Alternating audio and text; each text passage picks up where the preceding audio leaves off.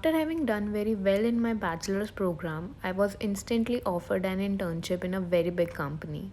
I've always been very competitive, but my confidence took a massive hit when I started noticing my grey hair. I even started wearing a cap because I was so conscious of my grey hair while giving the presentations. My lack of confidence was so visible that one of my senior commented that I wasn't good for the job, and that's when I made it to a point to find a solution.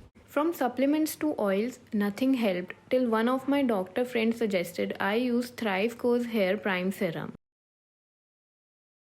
Within 3 months, I noticed a change. Some of the white hair near my hairline started darkening. Now I don't wear a cap to work and my confidence has also increased.